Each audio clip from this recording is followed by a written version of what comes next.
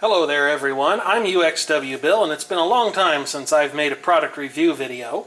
As it happens, there's something that's been sitting on my list of things to review for quite some time, and since I'd like to put it in service and I've been on something of a video making roll all this weekend, I figure I might as well go ahead and knock this one out so that I can actually put it into use and do with it what I have planned. So let's take a look and see what it is that I'll be reviewing during the course of this video.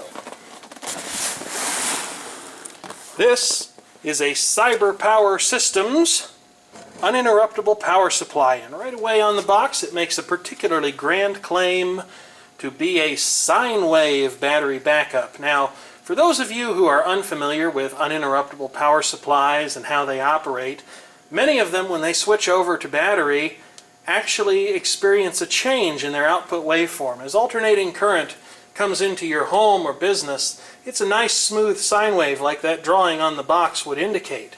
But when the power goes out and your uninterruptible power supply switches over to its internal battery and inverter circuitry to keep whatever you have protected up and running, very often the output waveform actually changes and becomes pretty nasty looking. It's what many uninterruptible power supply manufacturers refer to as a modified sine wave. At least that's how the marketers describe it. In reality, what it is a simple square wave with periodic drops to zero level. Even so, most computers, even a lot of other equipment like simple resistive loads, even some electrical motors, they're perfectly fine with running from such a nasty looking waveform. But not everything is. And as some of you who have owned computers may have undoubtedly found out, there are certain computer power supplies that cannot gracefully handle this change in incoming power waveform. And a key warning sign that your computer's power supply might be impacted by this is a designation somewhere on its casing or its box, instructions, specification sheet, wherever, indicating that it has an active power factor correction circuit. Now, for a lot of people, the details of an active power factor correction circuit don't make a nickel's worth of difference, and they're certainly far beyond the scope of this video. If you want to know more about that, countless resources explaining it exist online. But one of the problems that these power supplies can, though not always will suffer from, is that of shutting down unexpectedly when their input power waveform changes. So this is the kind of uninterruptible power supply you might buy if your computer suffers from that problem. Many people don't need one. Another reason why you might buy an uninterruptible power supply such as this has to do with connecting loads to it that are not computers. Sometimes there are other pieces of equipment that people want to keep running that really shouldn't have anything but a true sine wave supplied to their input. Certain devices will burn up or operate poorly, malfunction in some manner, and this product purports to solve that problem. Now, I have to tell you the truth. Many years ago, when the CyberPower name first appeared in this area, sometime around the late 1990s or early 2000s, I was not at all impressed by their products. I found a lot of them that had very bizarre, and in some cases, to my way of thinking, even dangerous failures. But in more recent years, since the mid-2000s I'd say, I think the company has really stepped up their game and become a very viable source of competition to some of the most established names in the computer uninterruptible power supply business. Certainly this item is formidable competition to American Power Conversion, which is the big name in this stuff, and right now APC doesn't really have anything in their product roadmap that even remotely matches what this battery backup unit claims it can do. This is rated at 1,325 volt amps, 810 watts, and most of the time, as I said previously, if you want a true sine wave battery backup, you have to go with something very large and very expensive, like an APC Smart UPS or similar, and there just aren't really any small, inexpensive ones of those around. This unit costs about $200. I saw it for sale at Best Buy. It was the only one on the shelf, and I was very curious about it. So I thought that I would unbox it and really put it through its paces during the course of this video. And that's exactly where we're going to start, with the box. We'll look at some of the claims that are made on the front. It indicates that there are 10 power outlets, automatic voltage regulation, surge protection, a 3-year product warranty, and of course Energy Star compliance. To look at a picture of the product itself, we see that there's an informational status display. I really like having that on an uninterruptible power supply. Oh sure, it's tinsel, you don't really, strictly speaking, have to have it, but it is nice to know what the thing is up to. You get some buttons, a display button, an alarm silence button, which I consider to be exceedingly important. I don't like it when these things beep. In fact, it irritates me so much that I have been known to remove the beepers from uninterruptible power supplies that could not have their beepers shut off. And then of course there's a button that says control. I don't know what that does, but perhaps we'll find out when I look at the instructions and power up for the first time. There's what the side of the box looks like. Unfortunately, the camcorder is a little bit too close to it, so you really can't see everything that it says, but it does give you an overview of what connections the unit has on the back of it. It can communicate with a computer because there's a USB connection, and although I don't think they provide any details on it, CyberPower Systems seems to be one of the few, if not the only, uninterruptible power supply manufacturers that still supplies what I believe is a simple signaling RS-232 serial connection. It doesn't get you detailed unit status, but it does allow for basic shutdown upon a low battery event or something like that. We'll turn around the box to look at the back side of it. Unfortunately, Best Buy decided that they were going to stick a big old sticker on it, but it doesn't cover up anything terribly important. And since I doubt even in high definition that you can actually read anything the box says, if you want more details about this product, I'm sure they can be found on the World Wide Web very readily.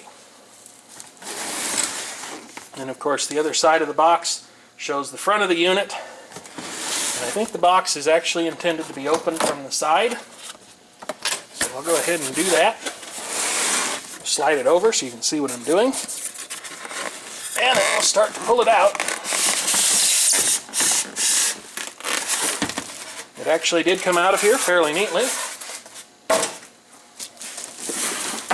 Get the box out of the way because that's no longer the important part. And then we'll take the packaging off just so you can see what there is. It looks like most of this unit's body is made of matte black plastic. I'm glad to see that because it holds up so much better. I like it a lot better than that shiny stuff, which stays shiny looking for all of about 3 seconds after you've opened the packaging and put the unit anywhere in a realistic usage scenario. Basically anything that's not a picture you'd find in a magazine. Unfortunately, it looks like there is some shiny plastic on this.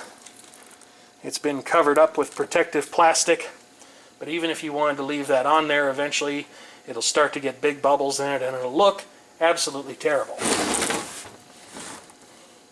There's the front panel of the unit, made of shiny plastic again. Here's a user's manual explaining how to perform every operation this unit's capable of. I would imagine that if you go to CyberPower's website and you try to look up this particular model, that you probably won't find it. I can't prove this, but I strongly suspect that in order to make getting a price match guarantee very difficult at a store like Best Buy where they claim to do such things, that they change the model numbers of these slightly. Even though a unit you might find somewhere else for sale is perfectly identical, the model number has to match or Best Buy won't do a price match. And a lot of other stores engage in that little trick as well. So my guess is that if you try to find this cheaper somewhere else, they'll tell you it's not the exact product and they won't come down on the price at all. There's a USB cable, Type A to Type B. As you'd expect, it's a nice touch to see it included. You also get a coaxial cable for use with television and satellite systems. This unit would be particularly well suited to protecting an entertainment center because again it claims to output a true sine wave. And we'll certainly be putting that claim to test just a little bit later in the video. It's got nice little end caps on it. It's probably not a good thing how excited I am by the presence of those end caps. And then something that's a dying breed in this modern day and age, a telephone cable. RJ11 just appears to have two wires hooked up in it, so it's no good for multiple line phone systems. And it probably wouldn't be a good idea to plug something like a private branch exchange phone into that anyway, because those oftentimes operate on much higher voltages and currents and they might damage the circuitry in the UPS. And then as I was opening up the manual just now, a circle fell out of it. Hey, I like extra circles with products. This one's actually got stuff printed on it. Presumably this is delivered in lieu of a CD-ROM drive, because so many computers today don't actually have an optical drive any longer. And I guess that what they're doing is telling you where you can go online to download that software, which is great if you actually have an internet connection where you're taking this uninterruptible power supply to be used. But not everybody does. Thankfully, it should respond as a standard USB human interface device class battery when you plug it into any computer running a halfway modern operating system like, say, Mac OS X or Windows 2000 or newer. Basically what that means in plain English is that your computer should, unless it's very old or very unusual, know exactly what to do with this thing without any additional software being required. And that's probably a benefit for Linux users as well, maybe even BSD users. And I don't know how much advanced power management and USB stuff IBM's OS II actually supports. So whether or not you could actually use this with OS II, I couldn't tell you, and most people wouldn't care. You get a sheet explaining various functionality offered by the UPS and how to go about accessing it. Probably something you might want to keep handy because it looks like there's quite a lot of stuff there to consider. And then it goes about telling you how to hook up the battery, what the indicators on the built-in display mean. And of course the batteries are shipped disconnected in any of these from the factory, at least here in the United States. It's a requirement of some transportation safety board or another. So we'll pause the video for a moment while I hook up the battery, and then we'll be right back to take a look at some performance metrics for this UPS. I have to admit I'm a little less than totally thrilled to see that screws are required to remove the front panel. Most people have a screwdriver in their house. It's not a big problem, but if you're caught somewhere where you don't and you have to go and get one, that could be a potentially major inconvenience. But as soon as you've loosened these two screws that hold the front panel in place, and they're on the bottom side of the UPS, you're supposed to be able to remove the front cover and connect the batteries. I have to admit to being a little less than impressed with how the battery compartment is laid out, as gaining access to the batteries involves handling the front panel, and as you can clearly see, there are cables to the front panel that could be damaged or disturbed in a very bad way. I'm also a little bit unclear as to whether or not these are standard batteries. If you look at them, you'll see that they are manufactured by BB Battery, which is a very large manufacturer of such things. But the part number on them is given as CPS 7-12. These are a 7 amp hour 12 volt battery. They're wired in series for a 24 volt total output. Mention is made that the unit should be shut off and disconnected from power before handling the batteries for your own safety. This makes me wonder if hot swapping the batteries is not supported, and if it is or is not, are the batteries actually isolated from the AC power line? Again, if they are not, I would say that counts as a major negative point of this particular uninterruptible power supply. Here alongside the CyberPower uninterruptible power supply is my scope multimeter. It's not the most precise device in the world, but it works very well for evaluating the output waveform quality of various and sundry uninterruptible power supplies. I've also plugged a lamp into the unit, so when I turn the power on, which takes just a moment to respond after you've pushed the button, the lamp comes on, and we also have a display over here. And while it's early moments yet, I have to say that I'm very impressed by the readability and clarity of the display. It has an excellent viewing angle. The camcorder is actually looking down on it from a fairly sharp angle, and it's still quite readable. As I step back from the unit and look at it both up and down, it remains very crisp and clear. You'll also see that we have the sine wave from utility power being indicated by the scope meter right now. So let's go ahead and force it over to battery, assuming the batteries are charged up enough. If they're not, I guess it'll fall flat on its face, and this won't be a very good demonstration now, will it? In which case I'll come back and we'll try again. But I'm very pleased to see right away that the output characteristics have remained the same. That looks like a very clean sine wave to me. We'll go ahead and change the time base of the scope meter here so that you can look at the waveform in a little bit greater depth. Again, it's not the most high resolution device you've ever seen, but it does serve well for a demonstration. However, right now this UPS is under a very light load. It's not hardly being challenged at all.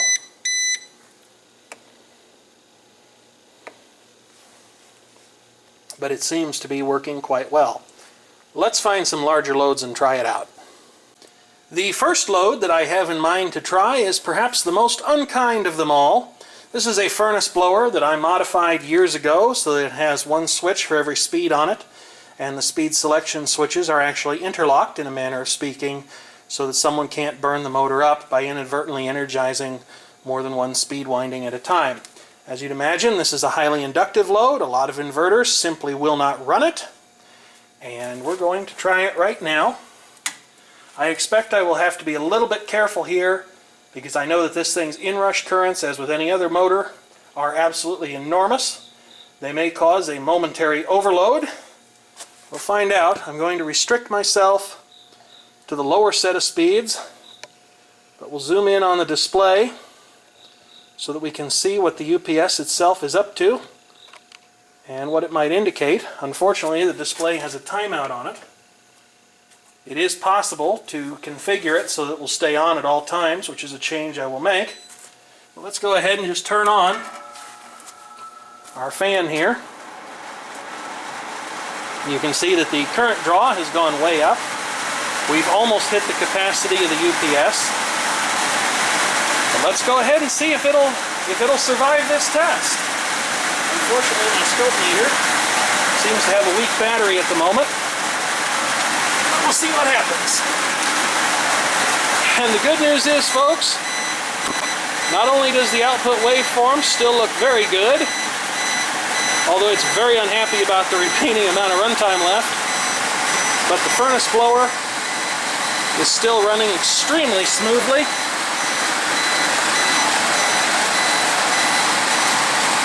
So I would say it has passed that test beyond any shadow of a doubt. Now I could try other loads. I'll turn that off so you can actually hear me. I could try other loads of a similarly highly inductive nature. I have some heavy old box fans in here. But if it'll run that furnace blower wheel, and clearly it will, at least for a little period of time, I have no doubt that it would run almost any other motor style load that I could throw at it.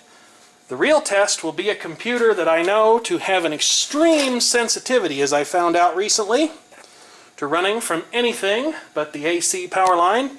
In fact, unlike most computers with active power factor correction power supplies in them, it won't even start up properly from a modified sine wave inverter or uninterruptible power supply. And that computer is the Power Macintosh G5 that is sitting on the floor over there. So let's get it set up and see what happens. Here now is the Power Macintosh G5 all set up and running. It's sitting at its boot manager screen waiting for me to select a startup device, mainly because I'd like to avoid crashing its operating system in the event that a shutdown should take place when I force the UPS to switch over to battery. So we'll turn our attention up to the LCD screen. If it stays illuminated, we'll know that the test was a success. Let's find out. It didn't skip a beat.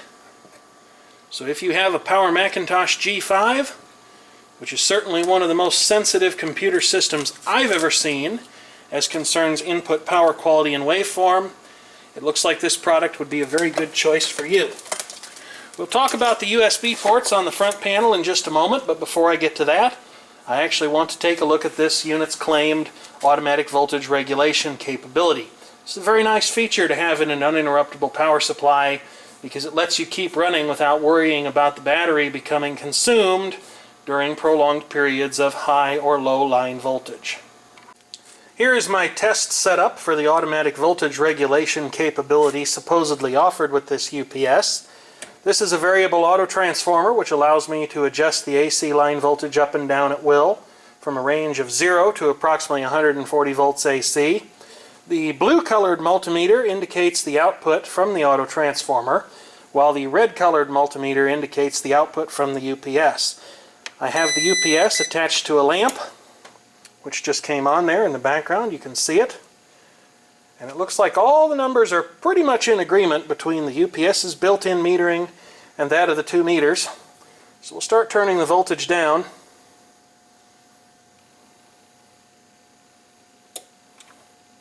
And a symbol illuminated in the display indicating that automatic voltage regulation is taking place. Let's see how many steps worth of adjustment it actually has. I don't know if it just switched to battery or not. Evidently it did, because the online symbol disappeared, so now we'll take the voltage up.